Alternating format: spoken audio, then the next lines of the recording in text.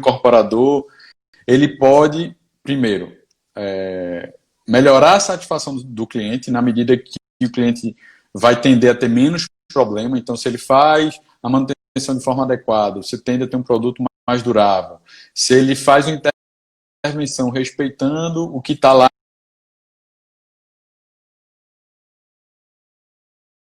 além disso tudo, da satisfação do cliente, de uma durabilidade maior do imóvel, ele está cumprindo o dever dele, que é informar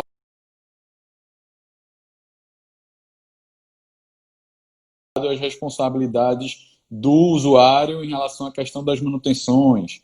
No caso de áreas comuns, a responsabilidade do condomínio, através do síndico, ou a depender do grau de administração do administrador, ou um síndico profissional, em relação às manutenções e às intervenções nas áreas de uso comum. Enfim, todas as informações que são necessárias e adequadas para a utilização da...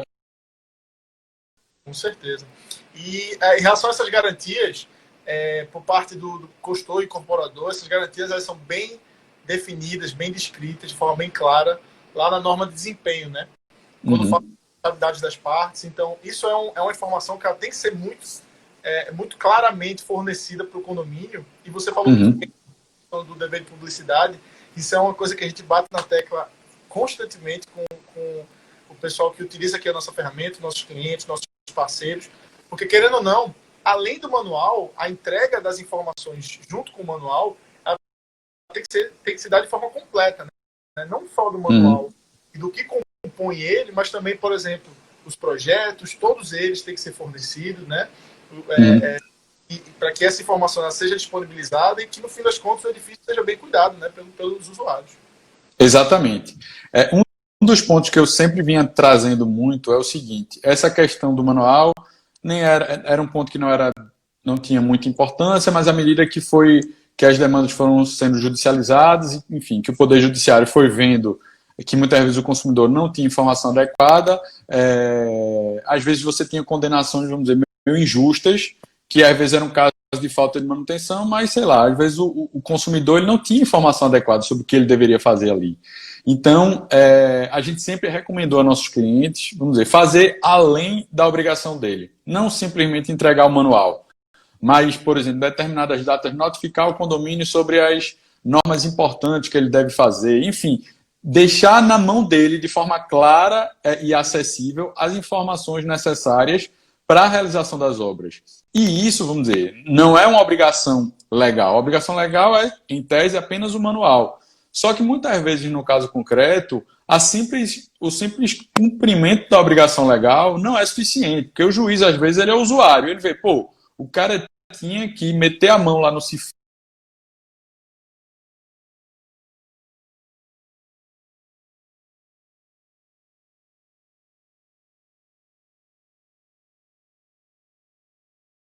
mas ele não sabia nem o que fazer. Então, essa importância, e aí, vamos dizer, sem querer fazer propaganda da facilidade, mas já trazendo judicial, esse a mais, essa informação adicional, essa notificação, essa, vamos dizer, fácil acesso.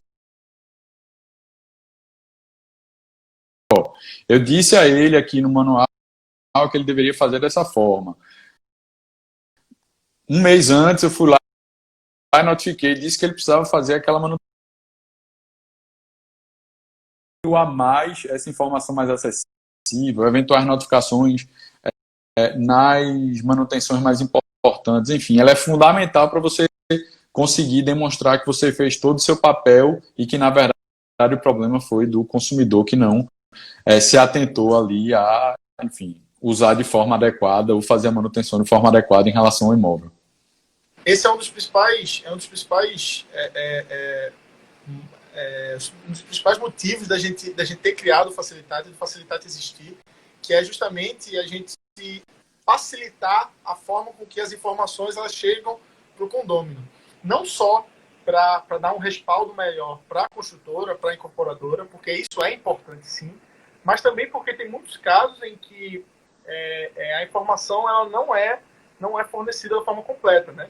Então é muito importante que a informação seja fornecida sim da forma completa, para que todo mundo sai ganhando, né? A questão de informações, a questão de manutenções, o edifício se mantém bem zelado, a construtora fica protegida, o condomínio sabe o que fazer, quando fazer e como fazer. Isso é muito importante nesse relacionamento, né? Sem dúvida, sem dúvida. Essa questão da disponibilidade de informação é algo que eu diria para os engenheiros, que é o seguinte: o engenheiro, para ele, em determinada situação, ele consegue olhar, enxergar e dizer, rapaz, está claro que eu não tenho responsabilidade. E vamos dizer, um caso desse que ele olha e para ele está claro que ele não tem responsabilidade, ele não admite perder uma ação judicial por conta daquele determinado problema. Sendo que muitas vezes o fato de tecnicamente ele estar correto não significa um êxito numa ação judicial. E por que eu chamo a atenção? Porque esse tema é um tema, primeiro, polêmico juridicamente, segundo, que eu demando muito a questão de prova. Eu preciso provar que eu informei a ele, que eu entreguei o manual de forma adequada, que eu notifiquei, que eu estava disponível para prestar informação, e que, na verdade, aquilo foi um problema de falta de manutenção, que eu disponibilizei para ele a forma de ele arquivar as manutenções, que eu disponibilizei para ele uma forma de melhor ele, vamos dizer, cadastrar como ele fez aquela manutenção. Então, vamos dizer, se eu faço isso tudo, aí eu diria, realmente, nesse caso, a chance de êxito é muito maior. E muitas vezes o engenheiro ele não consegue enxergar. Para ele, veja, se está aqui um problema e está claro tecnicamente que eu estou certo, eu não tenho como perder essa ação. Mas, na verdade, pode ser que o perito não entenda dessa forma. Então, para o engenheiro, que 2 mais 2 é 4, muitas vezes para o advogado, 2 mais 2 nem sempre é 4, infelizmente. É uma porque, zona precisa, né? Exatamente. Exatamente. Então, e veja, quem vai julgar o processo não é um engenheiro, é um juiz. E ele é leigo no assunto técnico. Então, eu preciso, primeiro, demonstrar minha boa-fé, demonstrar que eu fiz o meu papel, demonstrar que eu fui lá e mostrei para o consumidor, para o usuário, que ele deveria fazer isso. E é isso que eu digo, o papel de fazer além da obrigação é fundamental. Negligente nesse caso foi o usuário, e que o cara que foi negligente simplesmente ignorou todas aquelas informações, ele não pode ser beneficiado por um problema que surgiu por culpa dele, entendeu? Então, assim, esse papel do a mais, esse papel de demonstrar a boa-fé, da proatividade, eu acho que é fundamental para a gente convencer, não apenas sob o ponto de vista jurídico, mas é o que eu sempre digo, a gente precisa primeiro convencer o juiz de que eu estou certo, para depois, sob o ponto de vista jurídico, buscar a fundamentação da minha certeza. E essa questão da boa-fé, da proatividade, é muito importante no caso concreto em uma ação judicial, entendeu? E indiretamente isso contribui para que, no fim das contas, mais informações e mais ferramentas e mais conteúdo seja fornecido aos condôminos, né? Querendo ou não, indiretamente, sem dúvida, contribui para que cada vez mais as informações elas cheguem onde tem que chegar, né? Que é na mão dos condôminos de quem está usando aquilo no dia a dia, né?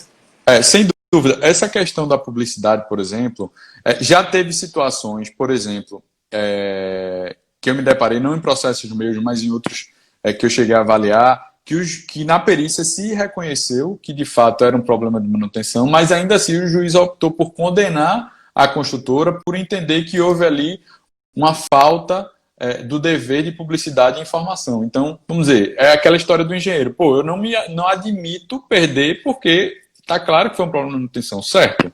Mas tudo bem, tecnicamente você está certo, mas você não cumpriu todo o seu papel de informar. Então, assim, por mais que eventualmente, num caso concreto, você se depare com um vício que seja decorrente de falta de manutenção, se você não cumprir o seu dever de publicidade e de informação, você pode ainda assim vir a ser condenado. E um ponto que é bem importante, que eu chamo a atenção também do manual, contrato, enfim, de todos os documentos relacionados ao usuário, é que é o seguinte: aquele quadro de garantias que está lá no anexo da 15575, ele, apesar de ser uma norma técnica, de natureza vinculante, ele não é lei, vamos dizer. Eu não posso considerar aquilo ali como uma garantia legal. Então, aquela garantia ali é uma espécie de sugestão, que normalmente é seguido porque, vamos dizer, para você desfazer aquele tipo de garantia, você tinha que ter uma justificativa muito forte, que tecnicamente aquele... Né? Então, exatamente. Exatamente. Aquilo ali é uma sugestão técnica, né, que se diz, a gente espera que esses produtos tenham uma garantia que é essa aqui. Então, para você fazer algo diferente daquilo para menos, você teria que ter uma justificativa técnica muito forte, que é um produto, sei lá, que pela especificidade dele não tem como garantir esse tempo todo, etc. Mas é o seguinte, a garantia legal só tem uma, na verdade, que é dos 5 anos lá do Código Civil, que é de solidez, segurança e habitabilidade. A garantia da norma BNT é considerada, na verdade, uma garantia contratual. Então, no manual, se tem que ter um cuidado muito grande em relação às informações que vai constar. Seja no manual, na promessa, na verdade, todos os documentos que você entrega ao consumidor, que você assina, você tem que ter um cuidado muito grande sobre o conteúdo, sob pena de você estar construindo uma nova garantia contratual. Porque eu posso chegar para o meu consumidor e dizer no manual que a garantia dele é de 30 anos, de 50 anos, de 60 anos. Então, se por algum equívoco você vai lá e coloca em algum sistema uma garantia além daquela que você gostaria de se responsabilizar, a normativa ele tem também uma natureza quase que contratual. Então, as obrigações que a construtora se disponibilizou a fazer também no manual, ele vincula a construtora e a incorporadora e podem vir a ser utilizadas pelos adquirentes, mesmo que não constassem no contrato, no futuro. Então, se eventualmente eu me disponibilizo durante um ano a visitar o prédio para fazer uma vistoria e analisar o que está certo, veja, você vai ter que fazer. Se você não fizer e o condomínio ou os usuários exigirem, você vai ser obrigado pelo juiz. E isso serve também para a questão das garantias. Então, a garantia que você coloca lá, ela vai ser vinculante, mesmo que seja além do quadro que está lá, anexo à BNT 1575. Então, esse é um ponto importante que eu chamo a atenção. Informações. Outra coisa que às vezes acontece, já aconteceu, um manual que, sei lá, consta alguma informação que não tem no prédio. Isso pode gerar algum tipo de polêmica, né? De gerar uma expectativa de que, você me entregou um manual dizendo que tinha determinada situação e não tem, não ficou claro ali, eu achei que tinha item, ou sei lá, uma tubulação. Vou dar um exemplo aqui bem esdrúxulo, vamos dizer, tenho essa liberdade por não ser engenheiro, então posso falar besteira sobre esse ponto de vista. Sei lá, eu disse que a tubulação era de cobre, mas na verdade não era de cobre, era de outro produto, e isso gerou uma expectativa de que a durabilidade daquela tubulação, sei lá, era de 3 anos, quando na verdade para esse outro tipo é só de 1 ou de 2. Então, assim, o manual, ele é informação, além do caráter informativo, ele pode ter algum tipo de responsabilidade a ser constituído pelo incorporador. Então, assim, ele deve ser feito, de fato, com bastante cuidado, sob pena de você estar assumindo alguma responsabilidade e obrigação que você não gostaria de assumir inicialmente, entendeu? E interessante você ter comentado esse ponto, porque também, além desse fato de influenciar diretamente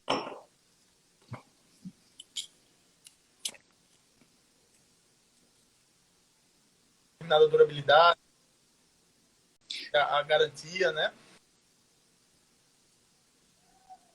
Teu áudio cortou um pouco, Lucas. Não sei se foi para mim ou se foi para todo mundo. No manual, né? Não sei se você pode repetir aí. Corra tranquilo. O que eu estava comentando, beleza. Foi interessante você ter comentado isso a respeito dessa informação que às vezes está contida no manual, mas ela não está contida de acordo com o edifício em si, porque além que falou a questão das garantias, né, e etc. Isso também põe em xeque as informações que estão no manual de uma forma geral, né? Então, a gente sempre pratica isso nos manuais que a gente elabora para os nossos clientes.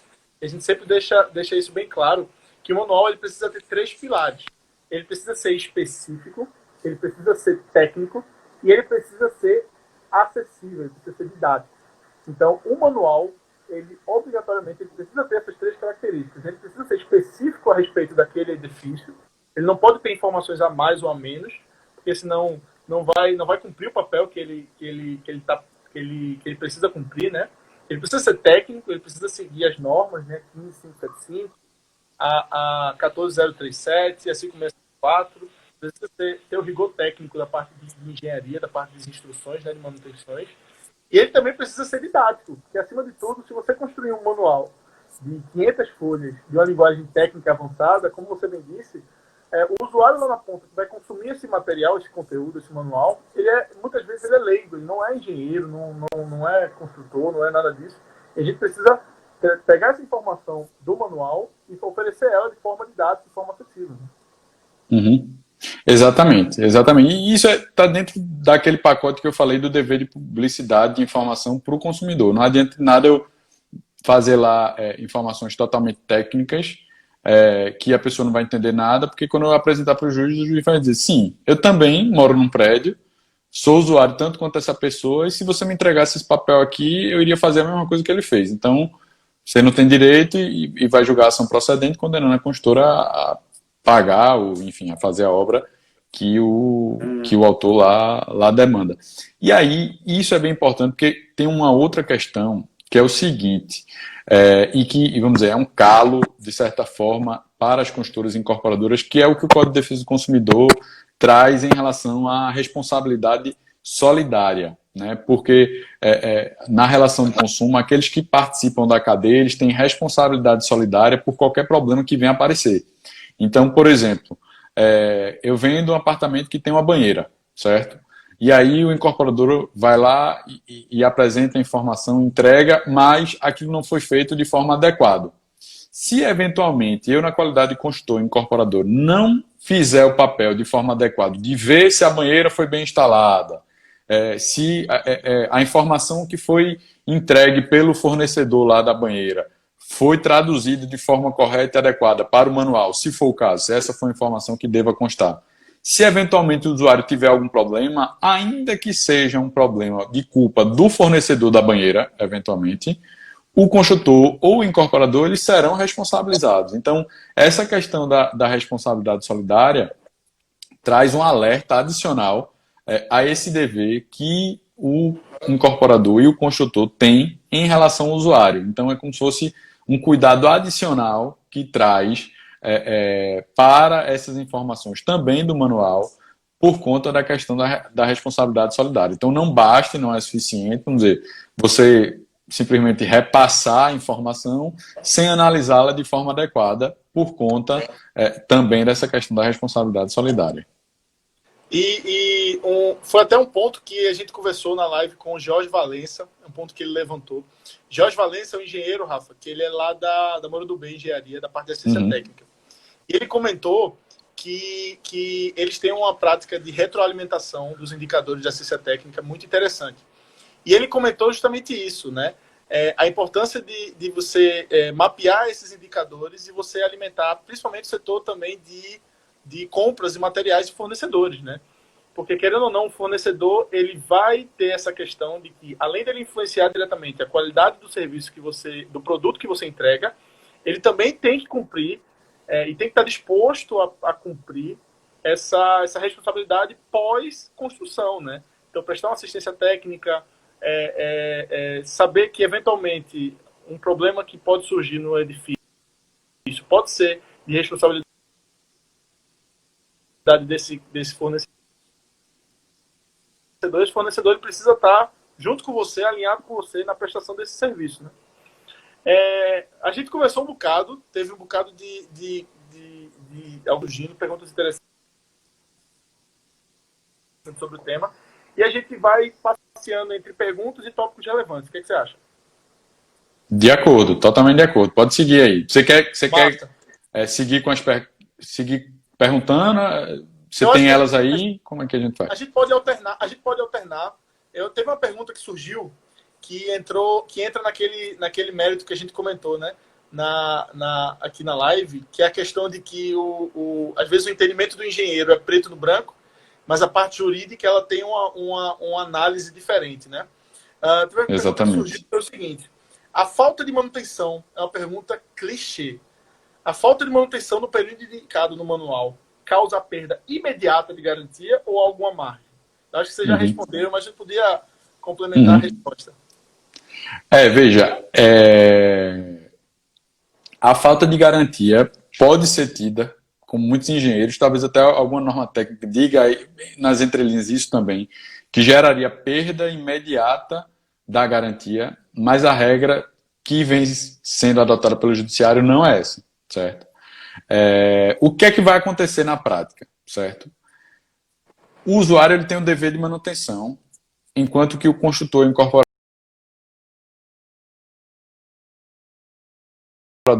durante o prazo de... O que é a garantia? Primeiro, é bem importante saber o que é a garantia.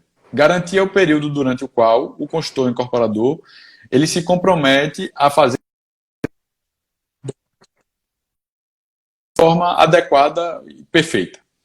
Então, se eventualmente, durante o prazo de garantia, o usuário deixa de fazer uma manutenção e surge um vício, não significa que a construtora ou incorporadora não está, vamos dizer, está desobrigada de fazer aquele conserto, certo?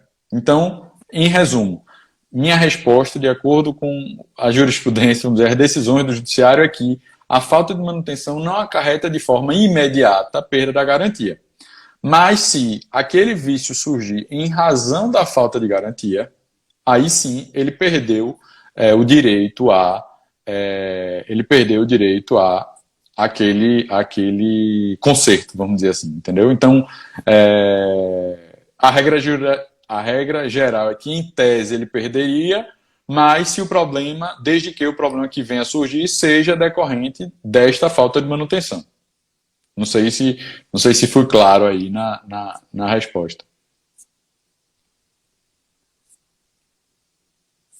Não é imediato. Exatamente. Não é imediato, mas influencia, sem dúvida.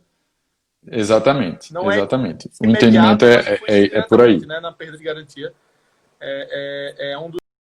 Uhum. Quando se dá a data de start das garantias? O habite-se, a entrega, diferente para áreas comuns, áreas privativas. Qual é o entendimento do mercado? Veja, certo. Primeiro, vamos dizer, o primeiro ponto, que é o ponto de partida, a gente vai tratar da garantia legal, que é a garantia lá do artigo 618 do Código Civil, que é referente à solidez, segurança e habitabilidade da construção. Nesse caso, o Código Civil fala que após o término da obra, o construtor se obriga por um prazo de 5 anos pela solidez e segurança, e aí a jurisprudência ampliou para a habitabilidade também. O ponto de partida nesse caso é o término da obra. Então, se é o término da obra, o documento que atesta o término da obra é o habite-se, certo? E essa regra, no meu entender, poderia e deveria ser aplicável a tudo, na verdade, certo? O que é que eu digo tudo? Também, não apenas o que tem a ver com solidez, segurança e habitabilidade, mas todos os outros itens, certo? Só que o que é que acontece? E isso, novamente, a gente traz a importância das informações que contém no manual. O mercado costuma entender que, na verdade, o prazo de 5 anos seria para áreas comuns e o prazo e para as áreas privativas seria a data de entrega ou a data do contrato. Mas, vamos dizer, legalmente não é exatamente isso que está regulado. Porque, por exemplo, se eu tiver um prédio que foi entregue há 3 anos, eu não estou necessariamente, vamos dizer, o consumidor, quando for comprar, ele tem ciência que o habite foi expedido há 3 anos, ou seja, o meu dever de publicidade foi preenchido. Eu não posso, se eu quiser, vamos dizer, vendedor, incorporador, consultor, eu não sou necessariamente obrigado pela lei a garantir por mais 5 anos a solidez, segurança e habitabilidade daquele apartamento, porque o habite já foi expedido há 3 anos. Então, em regra, o prazo de garantia ele tem início após o término de construção, a expedição do habite. Mas é bem importante que isso esteja dito na promessa de compra e venda, no manual do proprietário, enfim, todas as informações que tenham sido entregues ao consumidor, é importante que essa informação esteja indicada, para que o consumidor saiba a data inicial do prazo de garantia dele, entendeu? Agora, claro, no caso concreto, pode ser que tenha alguma nuance, sei lá, a construtora demorou a entregar o habite saiu há 1 ano, mas ela demorou a entregar. E aí o cara, vamos dizer, pode eventualmente exigir algum tipo de prorrogação de garantia, mas aí, vamos dizer, é mais uma nuance peculiar de cada caso do que a regra geral, entendeu? Agora, se, por exemplo, o manual disser que a garantia se inicia a partir da entrega, aí vale, entre as partes, é lei e se inicia a partir da entrega. Mas a regra geral seria, de fato, o habite. E essa questão... E aí é uma pergunta minha, complementando, que eu acho que é interessante. Você comentou anteriormente a questão de que as garantias prediais contidas na norma são garantias contratuais, né? Essa questão dessa, entre aspas, duplo entendimento aí, de quando se começa a garantia, também tem a ver com isso, o fato de que entrego um apartamento, unidade privativa, junto com o manual, e dentro desse manual estão inclusas as garantias contratuais, é isso? Veja, é um pouco disso, certo? Essa dupla interpretação é um pouco a questão do mercado, do que o mercado estabelece, mas também pelo fato de que, essa questão do habites é porque a lei diz isso de forma clara. Em relação ao restante, como é uma garantia contratual, a gente vai entendendo que é algo de mercado. Mas não é apenas isso. Porque, por exemplo, num prédio eu posso ter nas áreas comuns garantias contratuais. Sei lá, um tipo de sistema que não comprometa a solidez e segurança da obra, a garantia dele não é a garantia legal, é a garantia contratual. E ainda assim é meio que pacífico o entendimento de que o prazo se inicia a partir do habite, entendeu? Eu diria que isso foi mais instituído um pouco pelo mercado, talvez pelo fato de que a obra, indiscutivelmente, das áreas comuns estariam disponíveis a partir do habite, enquanto que as unidades individuais é mais fácil você estipular o termo de entrega de cada um deles. Acho que seria mais ou menos por isso, mas sob o ponto de vista legal, assim, a regra geral é de fato o habite como termo inicial dos prazos de garantia. Entendi. Andresa Pirro Araújo, ela argumentou aqui, entende que muitas informações que constam na norma nem sempre estão alinhadas com o que está sendo aplicado no poder jurídico. Seria caso de uma atualização das NBRs? Isso não é um problema, mas é um ponto bem importante em relação às normas, que realmente elas precisam dessa atualização constante para estar sempre de acordo com o que está sendo aplicado naquele momento, né? E por coincidência, ou não, mas nesse momento a norma que data as garantias, né, que especifica e sugere essas garantias prediais, a 15575, ela está passando por uma revisão. Então, eu peço que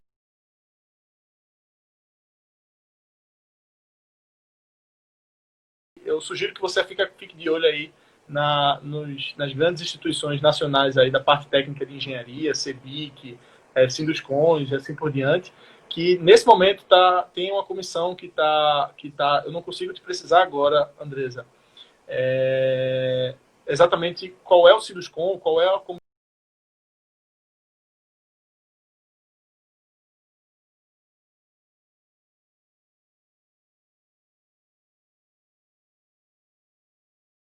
mas um ato dessa norma de desempenho e da norma de desempenho como um todo, e também considerando a parte das garantias que ela compreende, né? Veja, essa questão da desatualização de NBRs, diria que não é um privilégio só da parte técnica, não. No ordenamento jurídico, eu digo, as próprias leis, a gente tem muitas situações, eu diria até esse tema especificamente, sobre, por exemplo, qual é o prazo de garantia, qual é o prazo de prescrição, porque tem uma outra confusão que, às vezes, até para advogado, juiz e quem é da parte jurídica é difícil de entender, mas a gente tem como se fosse 3 questões diferentes, que é prazo de garantia, prazo de prescrição para poder demandar e prazo de decadência. O que é que acontece? Se durante o prazo de garantia surge um problema, vamos supor, eu tenho lá algum item que tem um prazo de garantia de 5 anos, aí com 4 anos e meio surge um problema. E eu entro com ação com 5 anos e meio. Veja, o problema surgiu dentro do prazo de garantia. Então, a construtora, a partir do momento que surge o problema, é que nasce o direito de ele demandar em juízo. Então, é como se fosse assim, durante o prazo de garantia tem que surgir o problema e a partir do surgimento do problema é que inicia um prazo prescricional decadencial. Essa questão dos prazos de decadência e prescrição relacionados a esse tema é um tema extremamente polêmico. Então, assim, na minha sugestão também deveria vir uma lei específica para dizer, sim, mas qual é o prazo? Porque o Código Civil, o Código de Defesa do Consumidor traz um prazo de 5 anos para determinadas coisas e um prazo decadencial de 90 dias. O Código Civil, por sua vez, no meu entender, traz um prazo de 3 anos. E o Judiciário traz um prazo de 10 anos. Ou seja, veja, o Judiciário entende que em determinadas situações, por exemplo, eu tenho um problema de fachada que surge com 4 anos e meio, e aí o condomínio vai lá e faz, corrige, e por esse entendimento do STJ, ele poderia demandar a construtora 10 anos depois, em até 10 anos depois. Então, assim, muito depois do prazo de garantia. Então, assim, esse é um tema também relacionado à prestação de decadência que eu acho que deveria ter uma lei específica para, como se fosse, sedimentar. E aí não tem mais nenhum tipo de polêmica sobre qual seria o prazo aplicado para esse caso. No caso das garantias, a gente tem algo semelhante, só que, vamos dizer, com uma norma infralegal, vamos dizer, uma norma técnica que poderia, talvez, ser melhor esclarecida, enfim, algo nesse sentido. E excelente, Andresa. Eu tinha essa informação também. Eu não tinha confirmada, mas interessante. A indicação aí de que o Comat está elaborando uma norma específica para as garantias. Quanto mais descrição, quanto mais, não descrição de discreto, mas quanto mais detalhes, quanto mais completo for as normas, melhor para todo mundo, né? Melhor para o mercado, melhor para os consumidores, melhor para os construtores, melhor para todo mundo. Mas no fim das contas, Rafa, para a gente concluir essa questão das garantias, porque realmente é muito confuso, é muita coisa, e eu falando como a área técnica de engenharia, realmente é muita coisa, mas eu acho que se a gente pudesse resumir em alguns conselhos, alguns itens essenciais nessa entrega dos empreendimentos, seria elaborar um manual completo, no rigor técnico e de forma didática, e além disso, além do manual, e para além do dever de publicidade, né? E sempre Exatamente. Ser proativo na comunicação, fornecer todos os projetos, informar sempre claramente as responsabilidades das partes, fornecer o suporte necessário. Eu acho que essa seria o principal caminho, né? Fazer um manual bem feito, completo e bem didático e específico, e fornecer as informações para além do que Exatamente. Exatamente. Veja, toda vez que eu vou falar de alguma coisa, eu falo, não, porque quando o juiz, mas tudo isso que a gente está pensando, além de, obviamente, trazer a satisfação do cliente, lá na frente no litígio está bem documentado. Então, essa questão de fazer o além do que a lei estabelece é fundamental. E aí, o que eu digo não basta chegar lá e entregar um manual com 50 páginas impresso para o consumidor, que ele, às vezes, uma semana depois já perdeu. Mas sim disponibilizar do máximo de formas possível, sei lá, de um pendrive, de uma forma, sei lá, é o que eu falo novamente, facilitar lá dele podendo entrar com a senha dele e acessar de forma fácil, ele receber no e-mail periodicamente as manutenções que ele precisa fazer, um canal, e aí, vamos dizer, a gente tem tecnologia para ajudar isso, mas um canal em que ele pode fazer assistência técnica online, ou pelo celular, ou pela internet, assim, pelo computador, tempo, né? enfim. Quanto mais canais... Exatamente.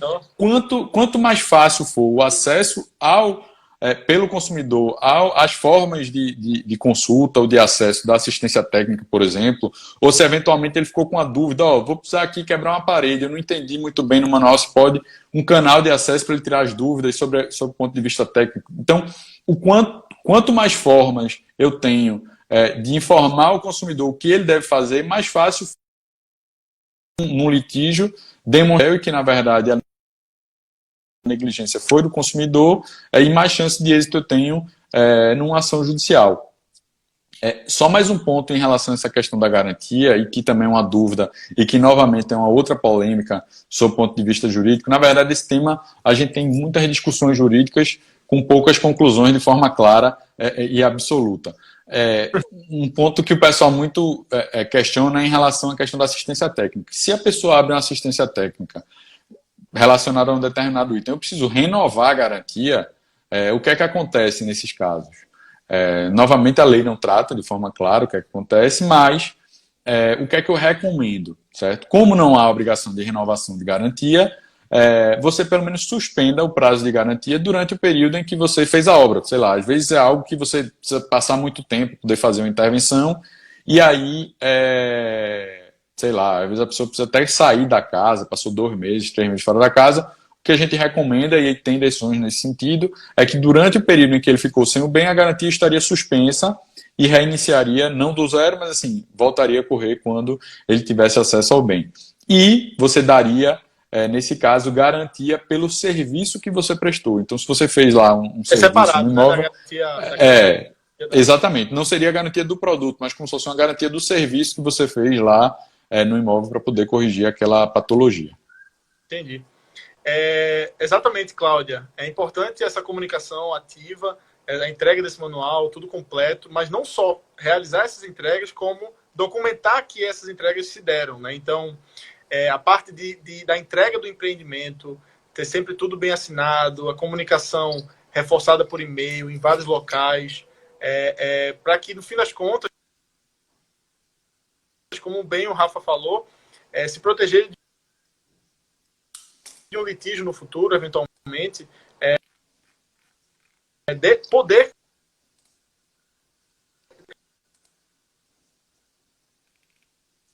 tratar essas documentações, essas comunicações que foram feitas ao longo do tempo de garantia, né, da entrega, enfim, do período comum.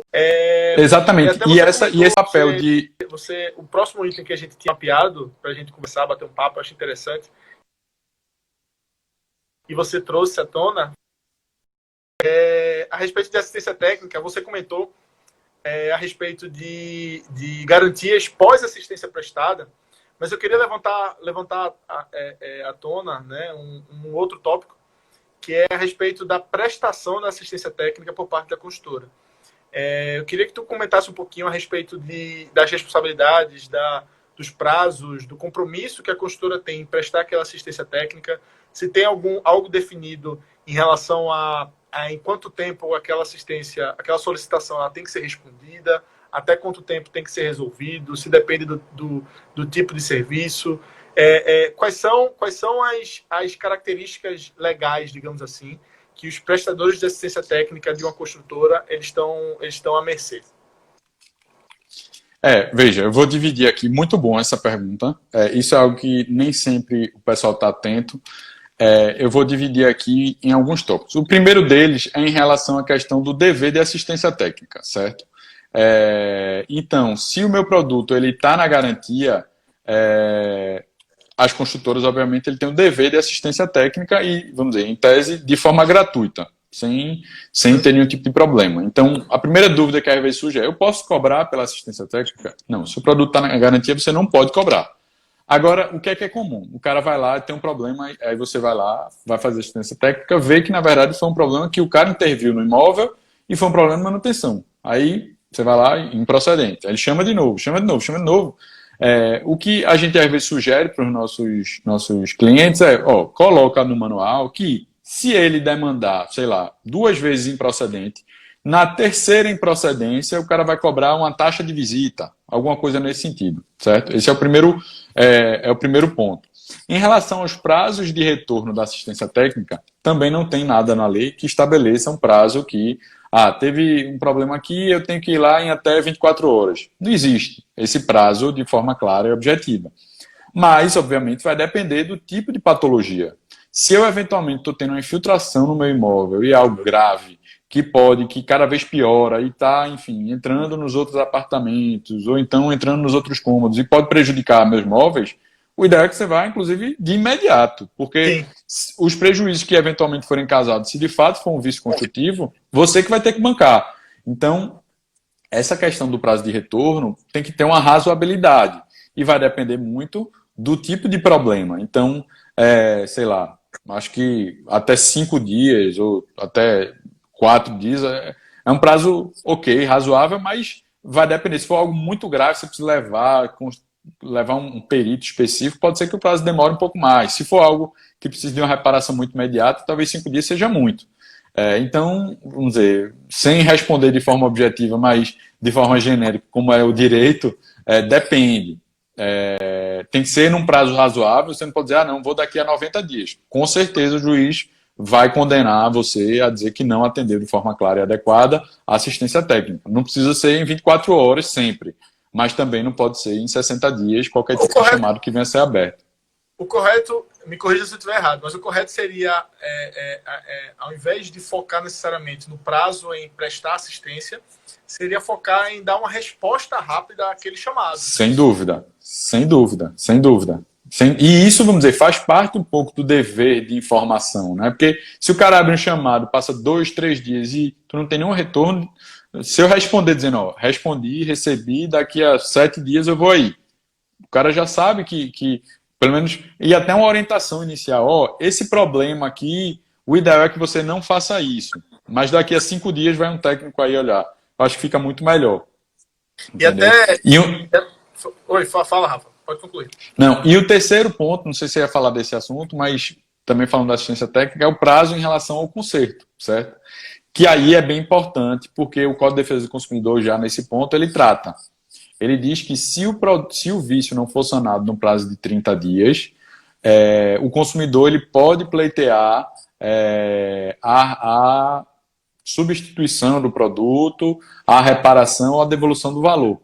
Claro que no caso de imóvel, isso é algo um pouco mais grave, tanto que a lei ela não traz essa regra como algo absoluto. Ele diz 30 dias ou outra que for disposta pelas partes. Então, e aí é um alerta que nem sempre está disposto, mas talvez colocar no manual que caso eventualmente... Porque, vamos dizer, posso ter um problema que nem que eu tivesse o máximo de pessoas em 30 dias eu não conseguiria resolver.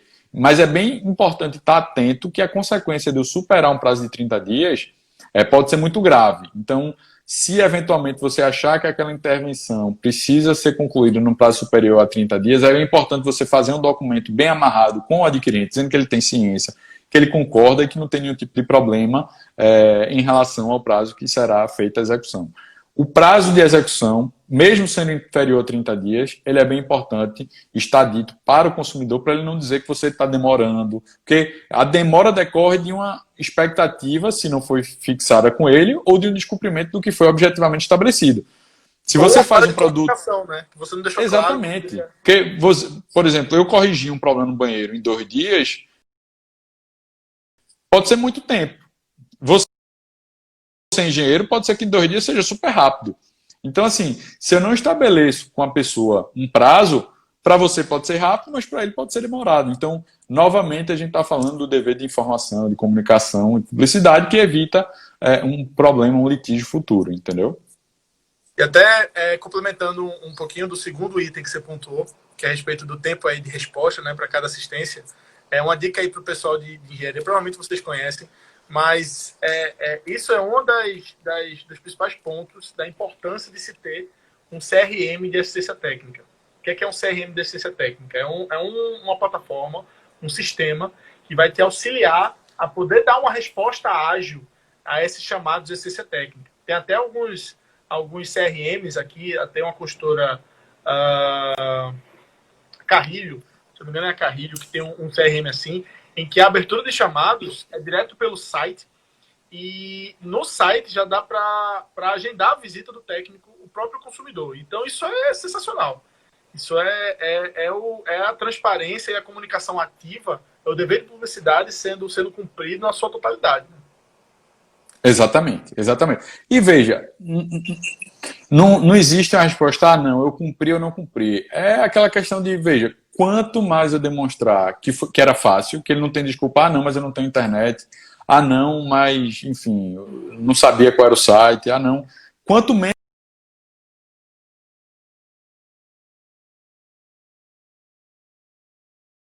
desculpa o consumidor tiver para poder dizer que não fez, mais fácil você vai ter uma chance de êxito em uma demanda no futuro, entendeu?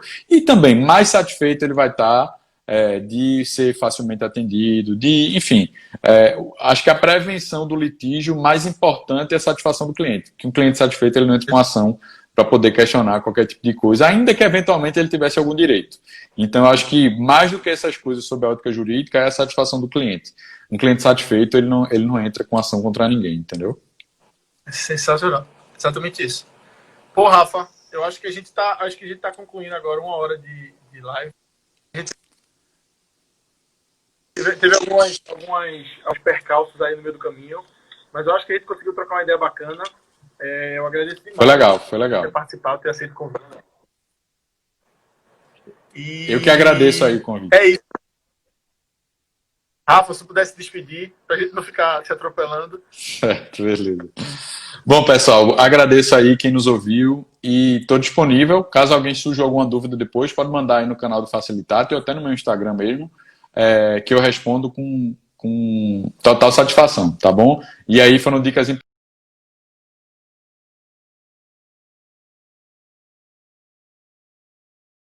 importantes para os consultores. É importantíssimo a gente seguir essas regras.